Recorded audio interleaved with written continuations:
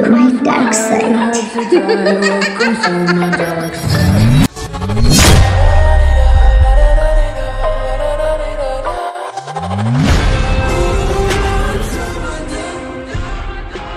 বাইকের গতি ৩০০-এর কাছাকাছি। তে খামচে ধরে আছে জঙ্কুককে, বারবার জিজ্ঞাসা করছে কোথায় নিয়ে যাওয়া হচ্ছে। মোটামুটি ভালো একটা সময় পার হয়ে যাওয়ার পর জঙ্কুক বাইক থামায়। ততক্ষণে এই তের চেঁচামেচিতে তার কান ছালাপালা হয়ে গেছে। তে বাইক থেকে নেমে চারপাশে ভালো করে দেখলো, এখানে শুধু জঙ্গল আর জঙ্গল। এই লোকটার যে কেন এত জঙ্গল পছন্দ। তে জঙ্কুকের দিকে তাকিয়ে বলল, কোথায় এসেছি আমরা? জঙ্কুক তের কথার কোনো জবাব দেয় না। রাস্তা থেকে 10 কদম জঙ্গলের দিকে হাঁটলে একটা পুরনো দালান ঘর দেখা যাচ্ছে। বৃষ্টি হওয়ার সম্ভাবনা আছে। জঙ্কুক তের হাত ধরে ওই ঘরে নিয়ে যায়। ততক্ষণে তে চেঁচামেচি আবারও শুরু করে দিয়েছে। শেষে বাধ্য হয়ে জঙ্কুক তের গালে কষিয়ে একটা চর বসিয়ে দেয়। চর খেয়ে তে একদম চুপ হয়ে যায়। এর জন্যই তো গুরুজনরা বলে সোজা আঙুলে ঘি না উঠলে আঙুল বাঁকাতে হয়। ইটের বাড়িটি বাইরে থেকে ভাঙা বিধ্বস্ত লাগলেও ভেতরে অন্যরকম। তাতে তখন বুঝলো যখন জঙ্কুক পকেট থেকে চাবি বের করে তালা খুলে। ভেতরে একটাই রুম, বাথরুম, রান্নাঘর, বারান্দা সব এক জায়গায়। জঙ্কুক ঘরে ঢুকেই গা থেকে শার্ট খুলে বিছানায় ছুঁড়ে মারে। লোকটা মাশাআল্লাহ যা ঘামা ঘেমেছে।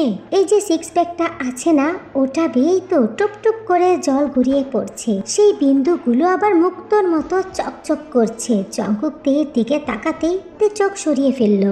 জঙ্কুক তের দিকে তাকিয়ে বলে, বাড়িতে ফোন করে জানিয়ে দাও আজ তোমার বান্ধবীর বাবা অসুস্থ, তুমি আজকে বাড়ি যাবে না। মানে কি? আপনি কি করতে চাচ্ছেন আমাকে বলবেন? কল কর তুই। জঙ্কুক ধমকে সুরে চেঁচিয়ে ওঠে। আতঙ্কে পড়ে যায় তে। আতঙ্কে ফোনটা শেষমেশ হাতে তুলে নেয়। কাপা কাপা হাতে শেষ পর্যন্ত কল করতে বাধ্য হয়। পুরোটা সময় জঙ্কুক কেবল তাকিয়েছিল তের ডান হাতের কবজির দিকে। কথা বলা শেষ হতেই জঙ্কুক তের কাছ থেকে ফোনটা কেড়ে নেয়। এখানে কি করতে এনেছেন বলবেন? আর আমাকে এখানে চোর করে আটকে রাখার মানেটা কি ভাই? আমার মন চেয়েছে তাই।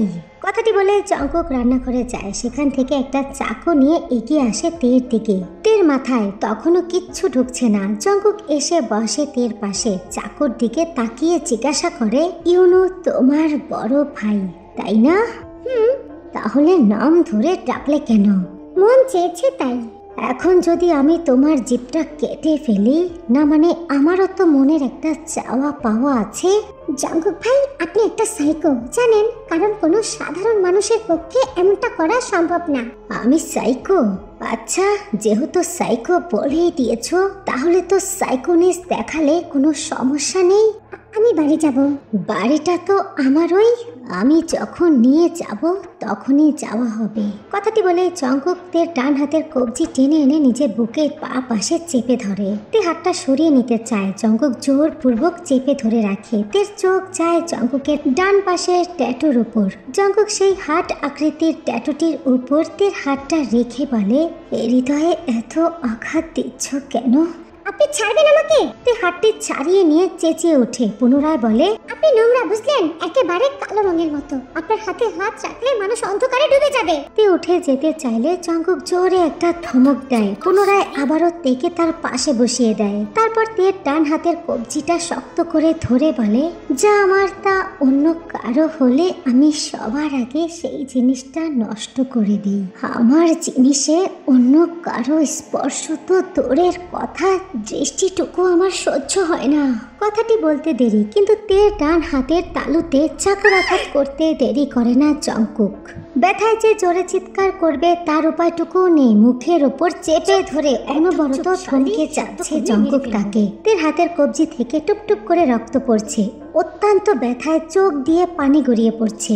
জঙ্কুক ব্যথার জায়গায় শক্ত করে চেপে ধরে বলল, আমার কথা অক্ষরে অক্ষরে পালন না করলে এই জঙ্কুক তোর জীবন যৌবন সব জাহান্নাম বানিয়ে ছাড়বে। তে খোদার কসম মেরে লাশ বুড়িগঙ্গায় ভাসাবো। ইটের দেয়ালে বৃষ্টির ফোঁটা আছড়ে পড়ছে, শ্যাওলা ভেজা দেয়াল চকচক করছে অদ্ভুত আলোয়। বারান্দার জানালা আধ খোলা। জঙ্গলের মধ্যে বাড়িটা থাকায় আশেপাশে গাছপালার অভাব নেই। সামনে একটা পুকুরও আছে, আম গাছ, সুপারি গাছ, কলা গাছ, নারিকেল গাছ। তার পাশেই বাঁশঝাড়। এখানে এত মশা কেন তে জানে না, জানতেও চায় না। সে একটা একটা করে মশা মারছে আর জমাচ্ছে। এগুলো সে ভর্তা করে ওই জঙ্কুককে খাওয়াবে। বিছানায় শুয়ে শুয়ে তে নিজের হাতের দিকে তাকিয়ে দেখলো। বায়োলজি ডিপার্টমেন্টের ছাত্রী হওয়ায় কাটা ছেঁড়ায় ভয় নেই তার। রক্ত দেখেও ভয় লাগে না, কিন্তু এমন হুট করে চোখের সামনে কেউ হাত কেটে ফেলবে সেটা কল্পনার বাইরে ছিল। একটাবারও ভাবলো না, এমন মানুষকে আগে কখনোই দেখেনি। আর কেনই বা তের সাথে সব সময় এমন রুট ব্যবহার করে সে নিজেই ভালো জানে। আবার কিছু জিজ্ঞাসা করলে উল্টো শাস্তি পেতে হয়। মুখ খুললেও বিপদ, আবার না খুললেও হাত কেটে নিজেই ঔষধ লাগিয়ে পট্টি করে দিয়েছে। তে পেছন দিক থেকে জঙ্কুকের ব্যাক সাইড দেখলো। এই লোকটার কি জামা কাপড় নেই? লেংটুস চলাফেরা করে কেন? ইফটেজিং করছে না তো তাকে? তের ফোনটা জঙ্কুকের কাছে দিচ্ছে না। আরেকবার চাইলেই বোধহয় আছাড় মেরে ভেঙে ফেলবে নিশ্চিত। আপনার নুডলস রান্না কি হলো? এই তো 1 মিনিট। দেখুন, আপনি কিন্তু আমাকে কিডন্যাপ করেছেন ভালো কথা, আবার নুডলসও রান্না করে খাওয়াচ্ছেন। ভালোবাসেন নাকি আমাকে? আমি যথেষ্ট রুচিশীল মানুষ তে। তোমার মতো বাদরমুখীকে দেখলে কেবল আমার গাটা খিনখিন করে, আন্ডারস্ট্যান্ড? এতই ঘৃণা লাগে তো ছেড়ে দেন, বাড়ি নিয়ে চলুন।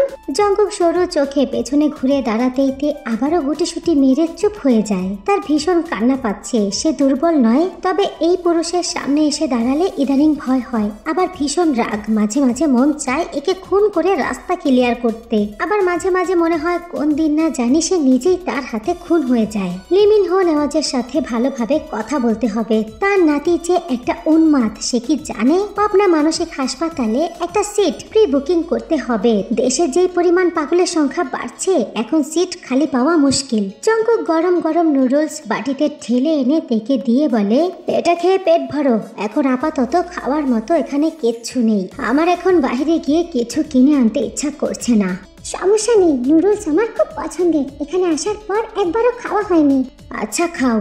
তে গরম নুডলসের বাটিটা হাতে তুলে নিতে পারছে না। ডান হাতটা কেবলই ছিমছিম করছে। জঙ্কুক লক্ষ্য করে বাটিটা নিজের হাতে তুলে নিল। চামচে নুডলস নিয়ে ফু দিয়ে বলল, হা করো। তে রীতিমতো অবাক। এই লোক একটু আগে তার হাতের বেহাল অবস্থা করেছে, এখন আবার গরম খাবার ফু দিয়ে ঠান্ডা করে খাইয়ে দিতে চাচ্ছে। খাবারে বিষ মিশানো আছে না তো? আবার ভয় আতঙ্ক নিয়ে তে বলল, আমি পারবো, আমাকে দেন। শিয়াল মুরগি শিকার করার আগে যেমনটা করে ঠিক তেমনটা করছেন। সুবিধা লাগছে না আপনাকে? মুরগি আমার এমনিতেই পছন্দ না, আর তোমাকে না বলেছি কথার অবাধ্য হবে না? তাই বলে আপনি চাইলে আমি আপনার হাত থেকে খাবো? হ্যাঁ, এমনকি বিষ এনে দিলেও খেতে হবে। সরি টু সে ভাই, আমি মাদার টেরেসা নই, আর না কোনো মহিষী নারী যে বিষ পান করতেই হবে। আপনার ইচ্ছা হলে আপনি বিষ পান করতে পারেন। এমনিতেই দেশের যা জনসংখ্যার অবস্থা, 2-4টা নাম হলে আমাদের ভবিষ্যৎ প্রজন্ম কোথায় থাকবে? ভবিষ্যৎ প্রজন্মের কারিগরকে মেরে সে আবার প্রজন্ম করবে। How lame. কিছু বলেছেন নাকি? নো। আমার ফোনটা দেন, একটু ইউনু ভাইকে কল করতাম। কেন? সরু চোখে তাকিয়ে জিজ্ঞাসা করলো জঙ্কুক। উনি চিন্তা করছে হয়তো। বাসায় জানানো হয়েছে কিন্তু তাকে জানানো হয়নি। আজকে উনি আমাকে নিতে গিয়েছিল। তার থেকে বড় কথা, আপনাকে বলেছিল বাসায় পৌঁছে দিতে, কিন্তু আপনি কি করলেন? কথাটি শেষও করতে পারে নাই তে। জঙ্কুকের হাতে থাকা সুপি নুডলসের গরম বাটি তের শরীরের উপরে ছেড়ে দেয় জঙ্কুক। মুহূর্তের মধ্যেই তে চিৎকার করে উঠে, আপনি কি মানুষ? আপনি কি করলেন জঙ্কুক ভাই? আমার ভুলটা কোথায়? দুনিয়াতে এত মানুষ থাকতে জীবন কেন বারবার আমাকে খুন করতে পেছনে পড়ে থাকে? এর চোখে জল। গরম নুডলসের ঝোল তার পেটের উপরে পড়েছে, তবে খুব একটা পড়েনি। তার আগেই জঙ্কুক ধরে ফেলেছে। আমি ইচ্ছা করে ফেলেছি নাকি? না না, আপনি ইচ্ছা করে ফেলবেন কি করে? আপনি ইচ্ছা করে কিচ্ছু করতে জানেন না। সব দোষ তো এই তের। জঙ্কুক মুহূর্তেই তের মুখটা চেপে ধরে চোখ রাঙিয়ে দাঁতে দাঁত পিষে বলে, চুপ, আস্তে করে কথা বল। মেয়ে মানুষের গলা নিচুতেই সুন্দর।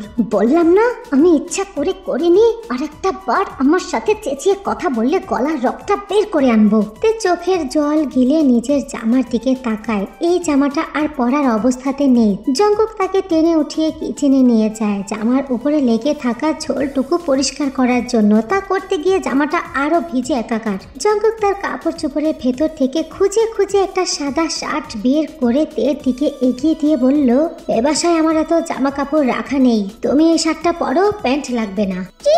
আরে তুমি যে প্যান্ট পরে আছো চালিয়ে দাও না, ওটা দিয়ে রাতটা। এই ওয়েট, 1 মিনিট, লুঙ্গি আছে, পরবে তে? আপনার লুঙ্গি আপনি পরুন। শর্ট প্যান্ট দেব নাকি? জঙ্কুক ভাই।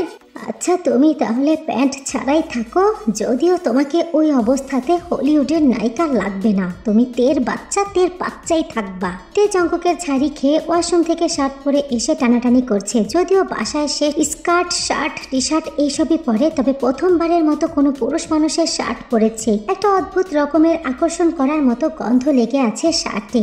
আফিম মেশানো নাকি? এত নেশা নেশা লাগছে কেন তের কাছে? শার্টের নিচে ঢোলা ঢোলা জিন্সের প্যান্ট পরাই আছে, যেটা সে আগেই পরা ছিল। সাদা শার্টের সঙ্গে ভালোই বোধহয় লাগছে তাকে। চুলগুলো খোলা, বেশিক্ষণ চুল বেঁধে রাখতে পারে না, মাথা ব্যথা শুরু হয়ে যায়। তখন আবার নিজের চুল নিজেরই টেনে ছিঁড়তে ইচ্ছা করে। তে বের হয়ে দেখে জঙ্কুক কানে ইয়ারফোন গুঁজে গান শুনছে আর আপেল খাচ্ছে। জঙ্কুক একবার তের দিকে তাকিয়ে চোখটা ফিরিয়ে নেয়। তে গিয়ে আয়নার সামনে দাঁড়ায়, ঘুরে ঘুরে নিজেকে দেখে। হঠাৎই পেছন থেকে জঙ্কুকের গলার সুর ভেসে আসে। মানুষ যে নিজেকে কি মনে করে, নিজেকে তারা যতই মৎস্য কন্যা এরিয়াল ভাবুক না কেন, বাস্তবে তারা সমুদ্রের ডাইনি আরশোলা। তে মুখ ভেঙচি কেটে হাই তুলল। তার প্রচুর পরিমাণে ক্লান্ত লাগছে, ঘুম পাচ্ছে খুব। সে বিছানা শোয়ার জন্য যেতে জঙ্কুক তাকে বিছানা থেকে নামিয়ে চোখ রাঙিয়ে বলল, আরে বিছানা নোংরা করো না, আমি নোংরা বিছানায় ঘুমাতে পারি না। তো আপনি ফ্লোরে ঘুমান, পরিষ্কারই তো আছে।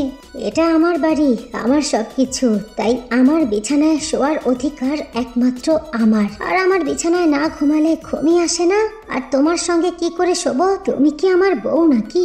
আমার বাড়ির কাজের মেয়ে। মালিক আর কাজের মেয়ের মধ্যে পার্থক্য বোঝো না? যাও গিয়ে ফ্লোরে শুয়ে পড়ো।